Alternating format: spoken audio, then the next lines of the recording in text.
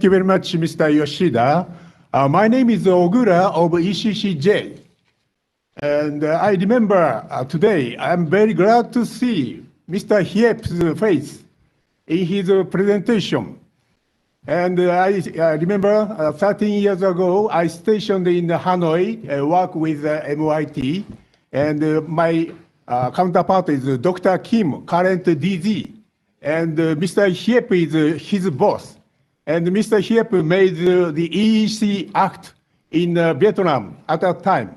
So, and still you are working in the under MIT, also another ECC activity. It's very glad to hear. And regarding your presentation material, it's also, we confirmed the same recognition of your feeling in the difficulties and limitation, and also recommendation. We agree. And also Mr. Kubota pointed out, our also way forward direction is also same as you pointed out, like capacity building or revision of your regulation, like Circular 21 or so. And also the other one is a financial mechanism. Also Mr. Kubota mentioned. And I have that's a question. In Japan, under METI, NIDO, as Yuko mentioned, NIDO, New Energy and Technology Development Organization, NIDO has some financial scope, like from the company's total investment amount, 1/3 subsidy to the company. So that also promotes the acceleration for the promotion of EC activity installing equipment. So I'd like to ask Mr. Hiep, in your like VECEA under MIT, if you have such a like kind of activity or budget, can you also apply such kind of a financial support system in your organization or not? That's my question. Thank you. Okay, thank you very much, Mr. Ogura, for your comments and the question. So question is for Mr. Hiep. So could you please reply to the question from Mr. Ogura? Mr. Hiep is there in Vietnam? Thank you, Mr. Kumura, for the question. And thank you for recalling around more than 20 years ago. We went to Japan to find out and understand about EE and C activity, and perhaps the laws on EE of Vietnam partly has bears the resemblance or something, or the marks of the law on EE in Japan. We learned the methodology and also the activities on EE and C of Japan and adopt. And after the study trip in 2016, we started in 2010, and we could adopt the law on EE in Vietnam. So after the adoption of the law on EE in Vietnam, the government of Vietnam issued 3 programs. We need 1, 2, 3.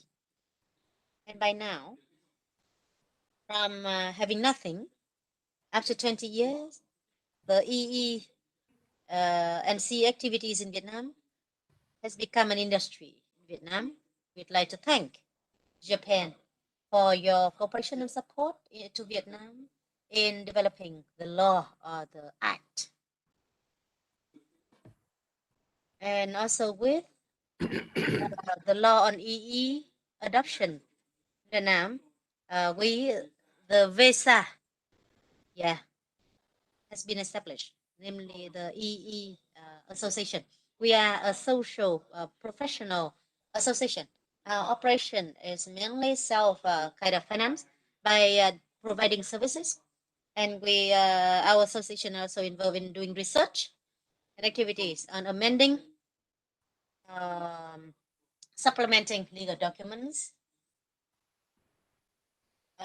providing guidelines for implementation of the law on EE.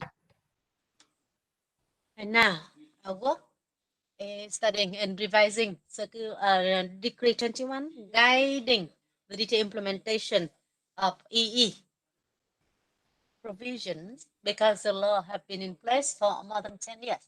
So going forward, we hope, as per the VNIP 3, 2021, 2022, we can finalize or refine on all and fix all the inconsistency in the legal system in Vietnam. And so, in terms of financing for our operation, we receive part of the financing through the contracts of MOYT. Especially, we receive the financing from VNIP 1 and 3. And because we are the members of the Visa Association, so the industries or the consulting firms, according to our assessment, the source of financing to support EE in activities in Vietnam, it's difficult for the industries to have access to these sources of financing. Namely, they still don't have sources of financing with kind of preferential interest rate to support EE&C activities in Vietnam. And recently, in the last 2 years, we have one source of financing from the World Bank providing support to the companies or industries to take loans and to invest in EE in industrial sectors. This project is under implementation, but according to our survey, enterprises are still having some feedback.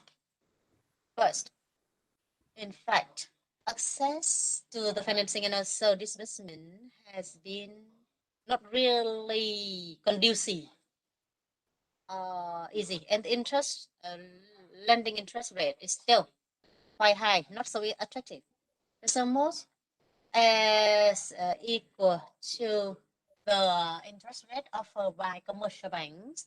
So the industries have not been really actively engaged or have keen interest proceed with the procedures to have access to the financing.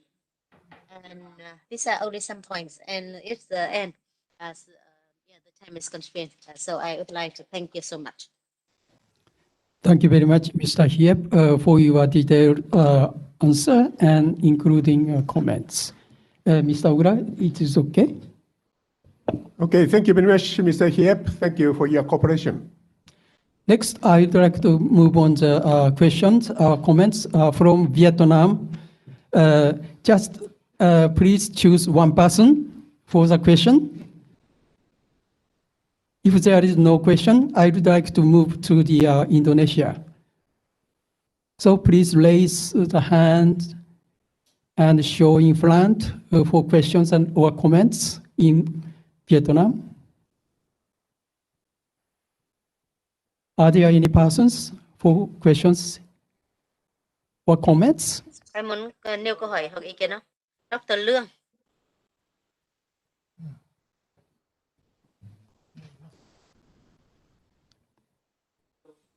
Mr. Trịnh Quốc Vũ, DDG of DEESD MOIT, and participant in EMAK10. My name is Phạm Hoàng Lương, lecturer, Hanoi University of Science and Technology, and also I'm the deputy leader of the national program,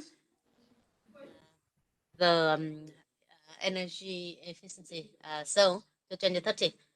In interest of time, I would like to raise 4 points related to the 4 presentation. The first related to Mr. Hiep's presentation. This is a very good presentation.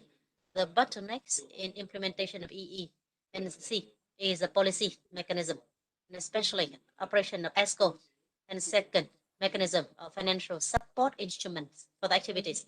Mr. Hiep said reasonably that for EE we have very good feed-in tariff for renewable energy, but for EE in there's still some lack of kind of finance or equity. Resolution 55 say 2 main areas, EE and RE, are the main pillars. But RE receive a lot of attention. EE should receive more attention.